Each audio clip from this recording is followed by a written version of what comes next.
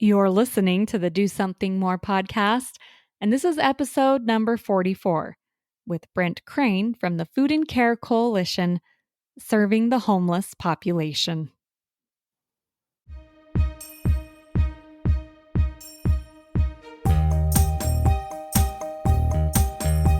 Welcome to the Do Something More podcast, a service-oriented show where we highlight the helpers who inspire us all to do something more.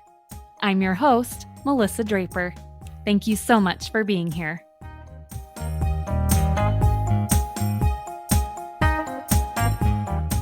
Welcome to another episode of the podcast, and I'm really looking forward to this interview because I have not featured an organization like the Food and Care Coalition today that helps the homeless and those in poverty. And I think especially this time of year where we've just finished with the holidays, this is a good time to be reminded of the needs and the ways that we can serve in that area.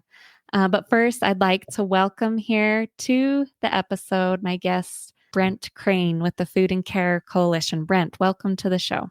Thank you for having me. I think you're right. It's a good time of year to talk about it, and it is one of those issues that I think is kind of front and center in terms of our mindset, through the holidays and particularly during the winter months as we are concerned about our homeless brothers and sisters on the street. So glad to be here and look forward to the conversation.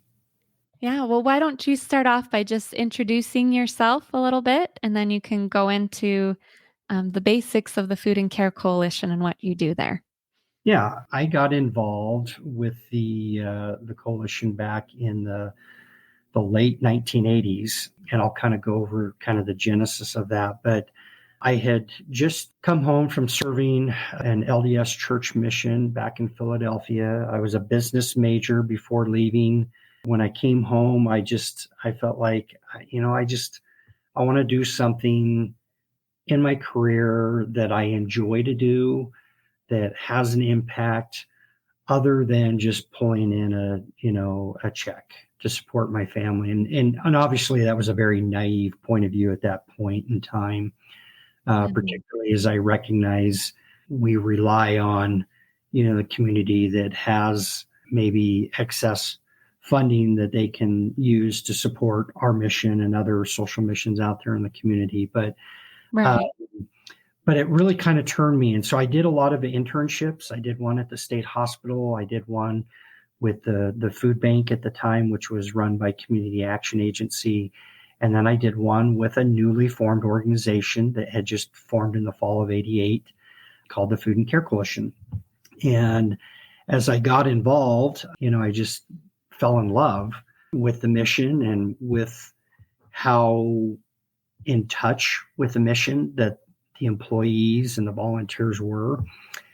Finished my schooling at Brigham Young University with my undergraduate in family studies, and then went on to do a master's in nonprofit management at the U of U. Got married during that time, started raising a family. We've got 4 kids, all adults now, so they range from 30 down to 22, and 5 grandkids, and live in Mapleton, and have just really enjoyed my time to interact with the community, over these, almost 35 years now. Yeah, that's so impressive that you've basically been there your whole career. Yeah, basically, right. Always see.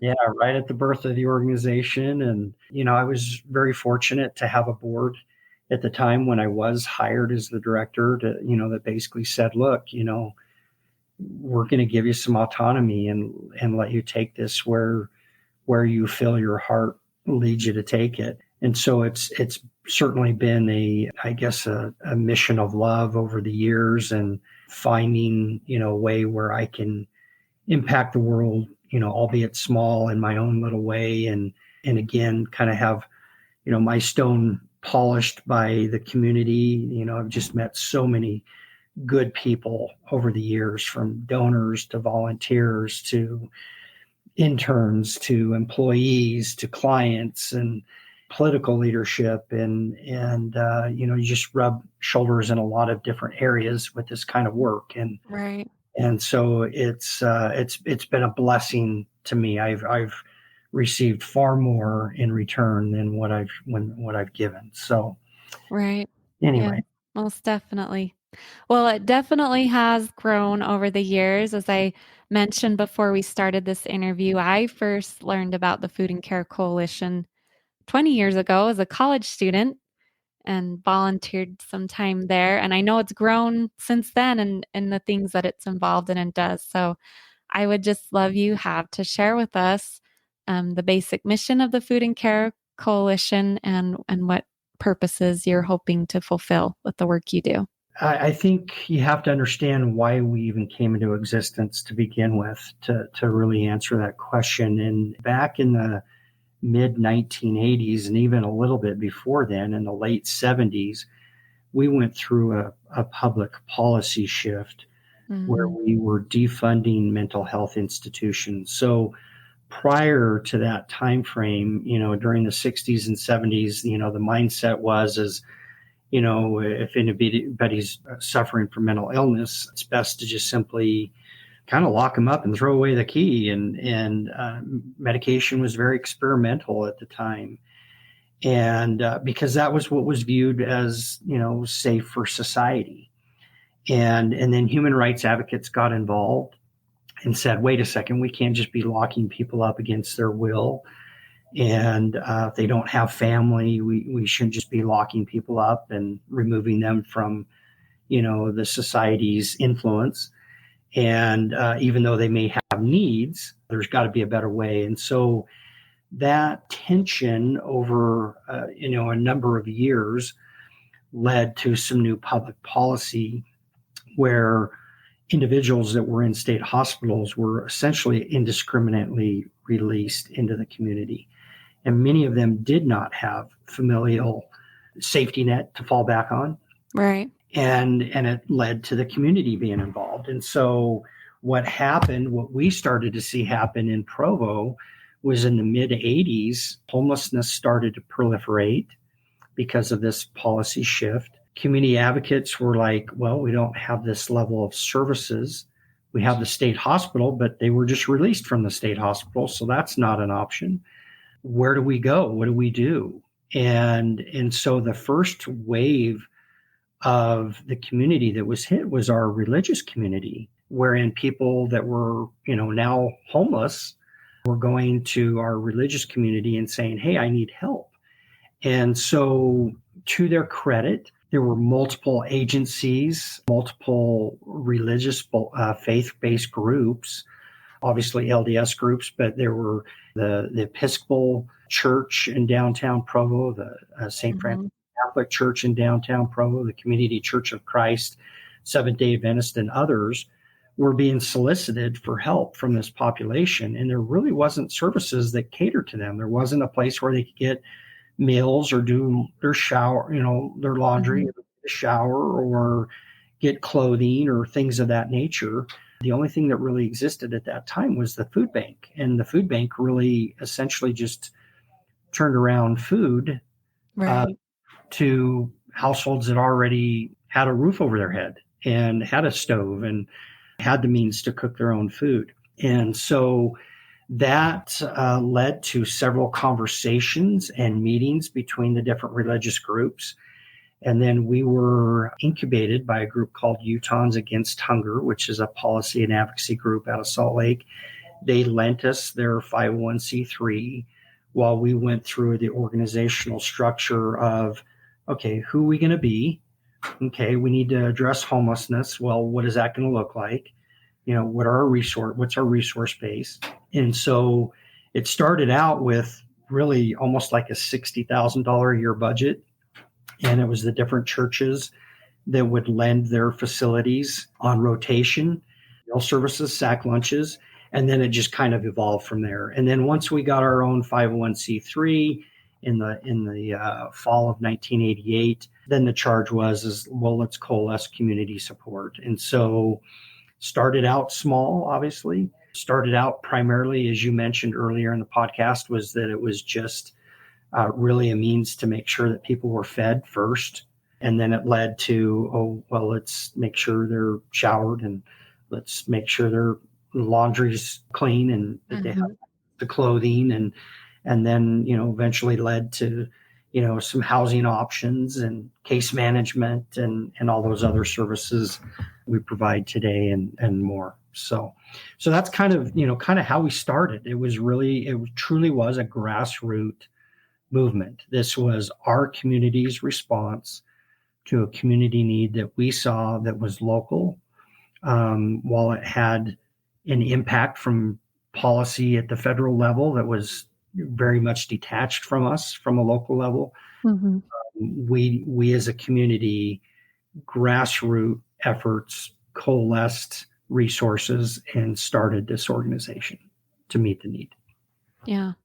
Well, and I love that you share the history there and take the time, because I know homelessness is a multifaceted issue. And it's, I think, so important for the rest of us to educate ourselves and to understand some of the underlying things that are happening, to know why we're helping and serving in this area. So that's great. Well, I've also seen, as you said, you've grown to be able to provide more than just feeding, to provide those other basic needs. But as I look at your website, there are so many different projects that you are working in to make a difference. Would you just like to share some of those things that Food and Care Coalition are doing, some of your more unique things that you're doing to meet the needs in your community? Yeah, I think one of the things that I think has steered us in the direction that we've been was, really experiential learning from how we came into existence. As we were kind of identifying what our role was in the community, and the community rallied around and supported what we were doing or not doing, that shaped kind of who you become. But one of the things that was really surprising to me was that in the for-profit, in the capitalistic sector, right, we encourage and promote competition. And often competition comes via choice. So, we have a McDonald's on one corner, a Carl's Jr. on one corner, a Burger King, and a Wendy's, right? Right. It seems like when one pops up, another one's going to pop up, because they're going to create that, that competition, which creates choice, which then leads it to consumer-driven change. Well, in our case, I was really surprised that there was not more cooperative involvement between agencies. Organizations, yeah. Yes, organizations. There was certainly a competition for scarce resource dollars, whether that's charitable dollars or foundation dollars or corporate dollars or volunteerism or whatever it was. I kind of came in a little naive thinking, oh, people are going to be more cooperative. And what I found was a very siloed system where everybody was kind of working independently. And honestly, quite frankly, it ended up being to the detriment of the client. And I'll give you a perfect example of that. So say we have a client that is marginalized and they haven't been able to retain employment. And so you have maybe an agency that's more centristic on helping a client get retained disability payment, right? Mm-hmm. So they focus on a path towards, oh, this client can't compete with the workforce.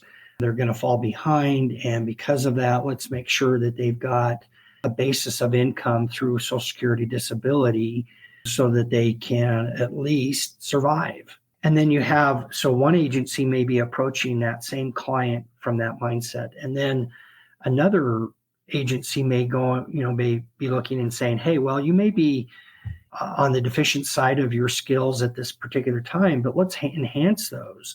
Let's go out and improve your skill set, improve your education, improve your work history so that you can get better employment, better pay, go from part-time to full-time, or go from barely minimum wage to, a survivable wage in our community. Well, we found that a lot of clients would be pulled in those two different directions by different agencies. Yet you can't go down both paths at the same time. They're divergent paths.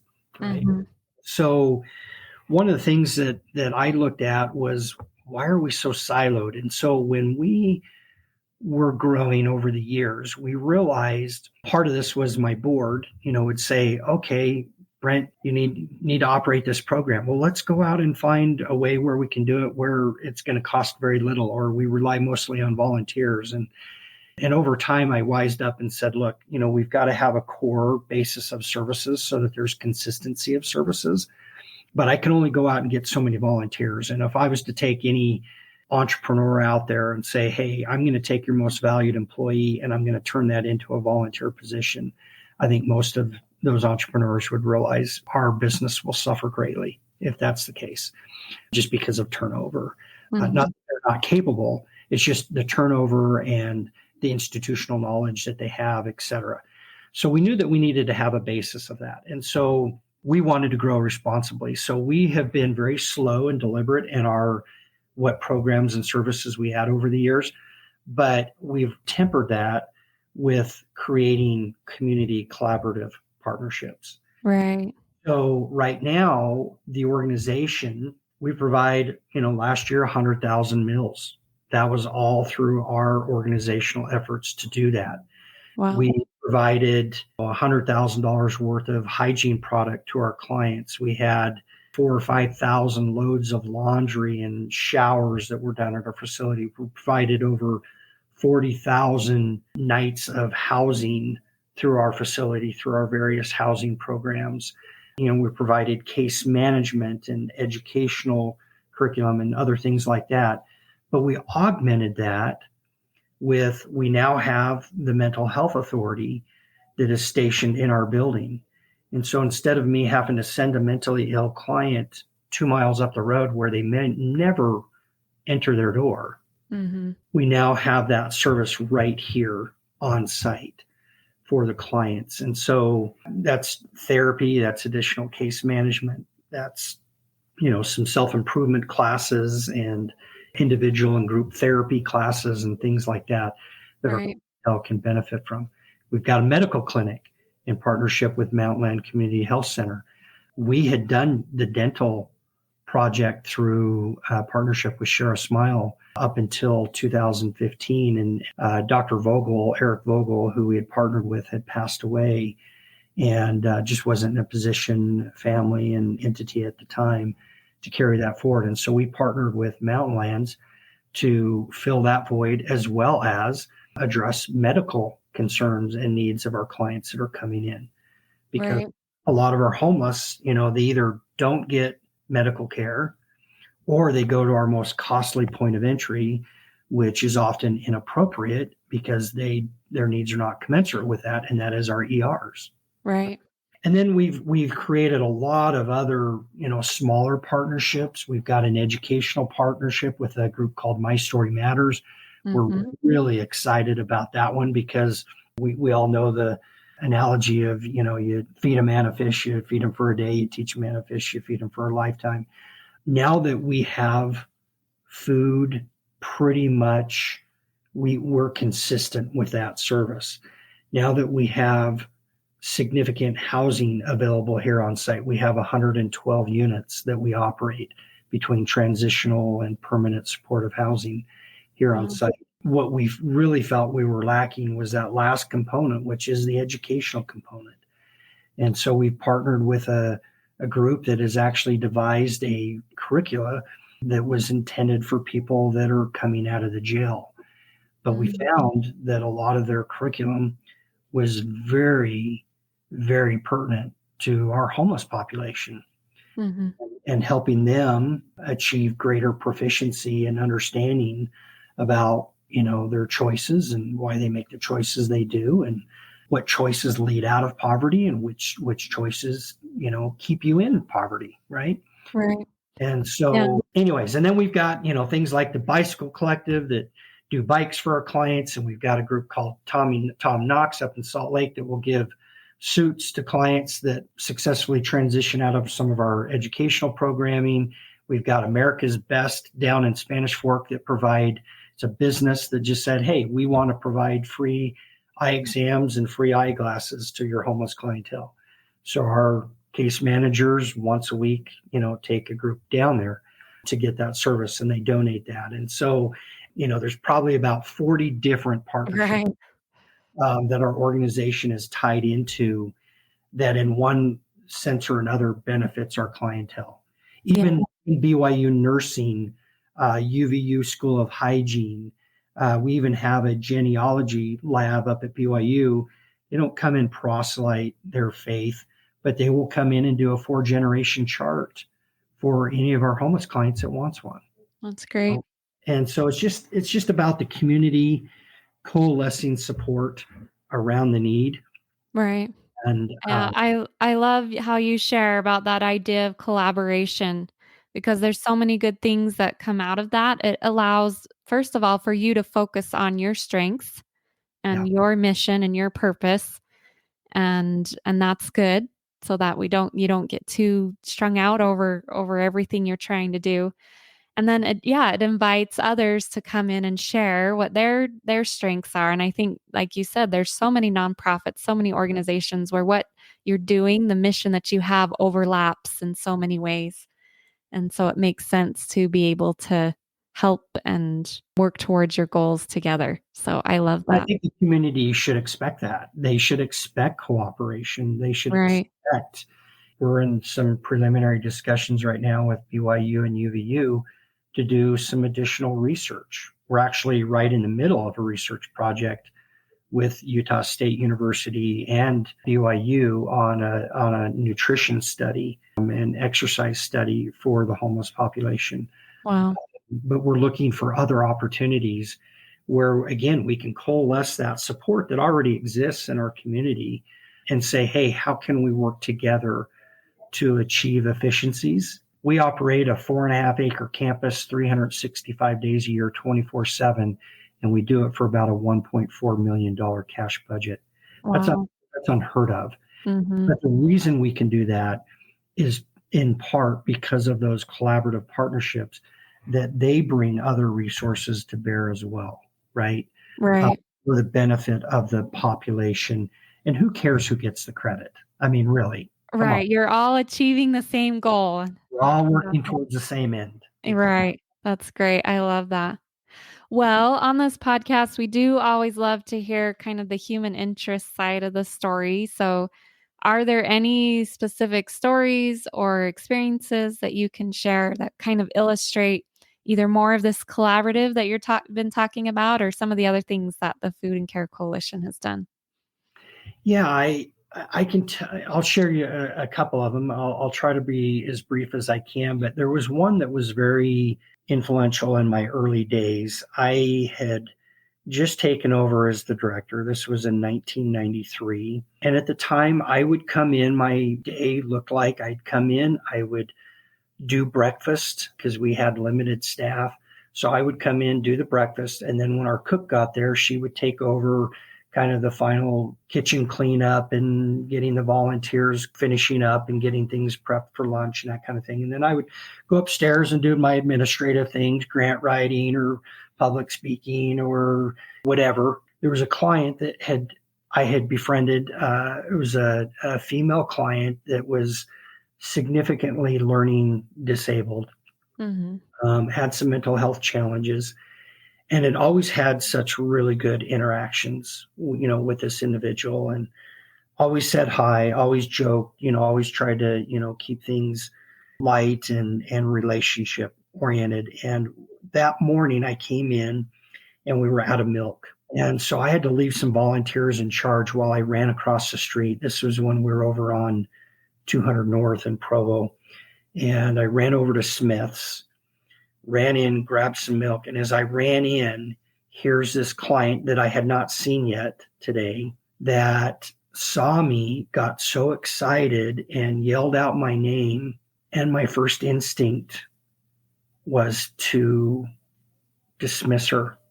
My first instinct was I don't know who this is. I'm embarrassed. She's embarrassing me by yelling my name out in front, in front of people in the store. And as soon as that feeling came into my mind and heart, I was immediately reprimanded. That internal voice said, wait a second, what do you care what these other people think if you're affiliated or associated with this learning disabled child of mine, right? Mm-hmm. And that experience was very, very shaping to me in my early days, because I realized when I was at work, I was in a comfort zone when working with the population. But this was the first opportunity I had where I was experiencing this out in the community with my peers. And I was just really disappointed in myself that I had, these feelings of inadequacy, that I cared what other people thought. And so that was a life lesson that I learned early on, and that has kind of kept me grounded. And it's one of the reasons why I've always had a caseload. Even today, I have a client that I work with pretty regularly, and that keeps me attached to why I got involved to begin with. Right. And the work you're doing. Yeah. So that was one very impressionable experience. Another one recently is we have a gentleman here that he was in the state penitentiary. So we're not talking a jail, county jail. We're talking the state penitentiary. Suffered from a form of gigantism. So a very large boned, just human being. And so anybody that would see him, he got his upbringing, and I actually have since met his mother. He got involved in gang violence when he was really young. And because he was so large, he was an intimidating figure. And he used that to his advantage to bully and to get his way, right? That led to him going to prison and spending significant time there. And after he got out, he had some kind of an accident. I don't know if it was a bicycle accident or something. And anyways, from the accident, he realized, wait a second, I am flawed in my thinking. What am I doing? But he felt trapped. He felt like there's nowhere I can go. There's no salvation for me. There's no turning back from this lifestyle. He was very suicidal, and we met him, pulled him in. Our case managers were really good about developing a relationship with him. He got involved in case management first, got involved in some learning, realizing some of his thinking errors that he had. And of course, he had been exposed to this when he was in prison. There were opportunities for him to be aware of some of this while he was in jail. But he just never took the advantage. He just wasn't in the right mindset at the time. Right. And anyways, if you were to see him today, he's working. He is a gentle Ben. If you were to ever visit him, you'd go, he is just such a softie. And he's so respectful. He's taken advantage of the opportunities for growth in his life. He's taken accountability for his past decisions. And you just never know, right? I remember we had a client that 2 daughters were raised by a family in Springville, and pretty much they had to go to the bathroom outside. Their power was rarely on in their house. Dad was a meth addict. Mom was a blackout drunk. And they ran away together, these 2 sisters in their teenage years, and then came back to Utah County. One became a meth addict and one became a blackout drunk. And both of them today are sober. Wow. Was it day 1? Was it year 2? Was it year 3? No. It was down the road. So for the sister, Susan, she went back to school, and her precipitous moment of change was when she started seeing one of her children going down the path of addiction. And she said, I've got to stop the cycle. She decided she was going to stop the cycle, came into our dental program, had her teeth redone. As soon as her as soon as she got her dentures and everything, she had employment within 3 weeks after having looked for work earnestly for 3 years. Wow. Because of her meth mouth, couldn't hire her. Right. She went back to school and she's doing great. Her sister, who I thought would never, ever be sober, has now been 8 years sober. Wow. So you just never know where that entry point is and where that entry point or that catalyst of change may come. Right. Sometimes it may be the first try. Sometimes it may be the 3rd, the 5th, the 10th. I just know that when we put it in perspective of, if we bring God into the equation, that, these are children of God. And yes, we can't minimize their choices or their decisions. And we do have to hold boundaries. And we do that here at the coalition as well. We suspend people all the time for behavior Right. or other things. But in that suspending of services or holding boundaries, we're also teaching them how to come back Right. when they're ready. And so anyway, so I think it's a testament to the human spirit that we see these kinds of situations happen. And it's a testimony to them, and it's a testimony to the system, and it's a testimony to, I think, just those God alienable, built-in resiliency of the human spirit, Right. that we can achieve these kinds of results. And to not discount that it might be that fifth or sixth chance, but that's why you're there when Yep. they're ready to take it. Yeah. Yeah. So, And like I said, we firmly believe in holding boundaries, and we do. We had just this morning, we had to hold a boundary with a client and just said, look, we're here for you, but this is a boundary we're holding, and we're holding it because we love you. right. You can throw an adult tantrum, or you can be upset, or you can be mad, or you can call me every name in the book. It's not going to matter. We know that this is the path forward, and we're here for you when you're ready. When Right? you're ready. Yep. Yeah. As you shared all of those stories, even beginning with your own story, I just kept thinking that all of us have that experience where we need to have a change of mind or a change of heart. That is a universal human experience. And how fortunate it is that we do get to do that, and that there are people in our lives or even organizations that are there when we're ready to have that change of heart to teach us and guide us and lead the way. And for you, it was your client that taught you that. Yeah. And for those that you work with, it's your organization or others they may meet through it. But that's a human experience all of us have to go through in various different ways. So I love that you shared all of those stories. Yeah, I kind of look at it like a highway analogy, right? We're all on the freeway together. Some people are getting off this exit or just getting on. Some people are in the slow lane, some are in the fast lane. Occasionally you got somebody going the completely wrong direction. Sometimes we have patience with our sojourners. Sometimes we don't. Right. So My wife true. will tell you that's one of her pet peeves with me. I'm very impatient with my fellow drivers. Sometimes, that's one of my weaknesses. Right. So we're all on that same journey, and Yeah. we get to give ourselves and others grace along the way. So Yep. Yep. yeah, that's a great message. Well, I would just love to have you share.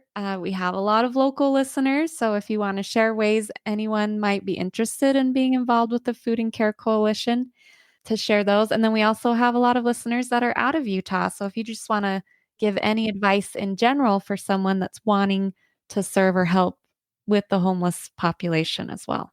Yeah, I would say first off, don't be afraid. You have to be conscientious. You have to be aware. We have boundaries as an organization in terms of your service. We don't want you to be giving out your personal addresses and phone numbers and giving money and those kinds of things, necessarily directly to the clientele. But if you want to get involved, there's opportunities. If you're out of state or out of Utah County here, there's plenty of organizations that would love to have your help, and just realize that you can potentially be that difference maker. I didn't mention, but one of the clients that we had been working with and trying to get into rehab for drug rehabilitation, we had many conversations with, but it wasn't until he sat down in a chair with a dental hygienist and she explained to him, look, I would love to work on your teeth, but I can't until this addiction issue is addressed. And it was that conversation that led to him getting into rehab, and not from our agency or a case manager, right? So it takes a village. Right. And then for those that want to get involved locally, the Food and Care Coalition, we do have a certain bandwidth in terms of how many volunteers we can take, but we always encourage you to call and to check in. If you email volunteer@foodandcare.org, that is our volunteer coordinator's email address. Again, that's volunteer@foodandcare.org. Anna is her name, and she will do her best to get you in and scheduled for some on-site service. But there's a lot of off-site service that you can do that benefits the agency year-round. And so we have on our website, which is just www.foodandcare.org. Again, www.foodandcare.org. If you go to the donate tab at the top of the page, there'll either be a cash option, which we always appreciate cash contributions, obviously, because that's how we operate. We're almost 90% community funded as opposed to state, federal, or government funding. And then we also have an in-kind current needs list. So if you click on the in-kind, there'll be a hot link in the paragraph there that says current needs. We update that about every week or two. And so that will include things that we go through every day, like laundry detergent and toilet paper and things of that nature, versus food. Well, we may be out of butter, or we may be out of breakfast foods, or we may be in need of sack lunches because we've got a cleaning project or some kitchen equipment that needs to be repaired, so we have to shut down for a meal and provide sack lunches instead. There's all kinds of opportunities listed there and ideas for people to get involved. I've got, for example, the BYU football team is going to be coming in over several weeks in the month of January and February to do some meal service as well as some game nights with our clients. And so it's an opportunity for our clients to meet some people from the local collegiate football team, and it's an opportunity for those athletes to understand, the issues of homelessness a little better. So there's opportunities year round, and that's what I would suggest. And probably one thing I would like the viewer to know, or listener to know, is that this is a year round need. We just came off of Christmas, and, people were generous through Christmas, to donate, clothing and hats and things of that nature, and hygiene product. But those are things that we consume every day of the year throughout the whole entire year. Right. And just check in with us on occasion, do a drive in your neighborhood or with your church or with your business or with your family. Or I remember a kid coming in with his mom about right after we opened this facility back in 2009. I think it was 2009, actually. Mm-hmm. Walked in after having watched a homeless segment on KSL News. And he went to his mom and said, "Hey, I want to go out and help." And his mom kind of swept it under the rug and just ignored him. And then one day, they showed up on her back doorstep and said, he completely ignored me. He got his little red wagon, and this is what he collected. She's in tears, and wow. Came in from ear to ear. And he's, it's not the largest donation we're ever going to receive, but that's not the point. The point is he felt a need to help. He went out and collected, I think, a bag or two of clothes. He got like 10 or 15 pounds of food in the neighborhood, and like $8 or $9 in change. And it was all in coins. And he brought it in as a donation. And I thought, here's the widow's mite. Yeah, that's great. So anyways, it's, and all of us as charities, I would speak for all of us. We are eternally grateful to live in the community that we do, because I think our community does have the cultural and spiritual and philanthropic mindset to alleviate the needs and suffering of others if they just knew how. Yes. And I'm, as a member of the community, thankful for organizations that are doing those efforts so that, as you said, when that desire is there, I know where I can put it to help. So that's great. Well, I will put links to all of those, the email and website you mentioned, in the podcast show notes. And I just want to thank you again, Brent, for being willing to come on the show today to explain a little bit about what you do, but also educate the rest of us about the good that we can do as well. So thank you so much. Yeah, I appreciate the opportunity. And it was great to have that connection back in the day when you came in as an intern. Yep. Very many years ago as a college student. It's a good experience. So, well, thank you so much, and appreciate the listeners' time. That was my interview with Brent Crane, the executive director of the Food and Care Coalition in Provo, Utah. And I think it's amazing that he has 35 years of experience working in this capacity and with the Food and Care Coalition. So I so appreciate him coming on to share his expertise, his experiences, his stories, as he has worked and served in this area for many years. I really loved hearing at the beginning how the Food and Care Coalition was truly started as a grassroots movement from a need that needed to be fulfilled in the community. And I liked how he continued to share about there's so many collaborative partnerships that they have, that as nonprofits, they're not in competition with each other. They're focusing on the strengths that they have and coming together to fulfill their overlapping missions and serve the community in the best way that each of them can, individually and together. And then finally, those stories that he shared and the reminder that you just never really know when someone is ready and needs that hand up and that ability to turn somewhere that can help them, give them the purpose and steps that they need to learn and to move forward. And I loved that reminder too, that there are so many different ways that we can volunteer if you're interested in serving in that way. He mentioned all those ways at his own organization, or if you do not live here locally, at other organizations, ways that you can serve and help. And finally, that story at the end he shared of that little boy that felt the need and wanted to help and just did it. Isn't that a great example for all of us, that we can just do it when we have that desire within us to help? And I know he is not the first nonprofit organization that has mentioned that every little bit truly does help. We don't have to worry about how much it may be or the small amount of time we might have. All of it matters and makes a difference. So I will leave links to his website and to that email to volunteer if you live here locally and would like to do that. And also, I would just like to remind you that if you enjoyed this episode, if you appreciated some of the good things that you learned and the stories that you heard, please share it with someone and let them know this is an episode they can listen to learn about this topic. Thank you so much for being here. I'll see you next time.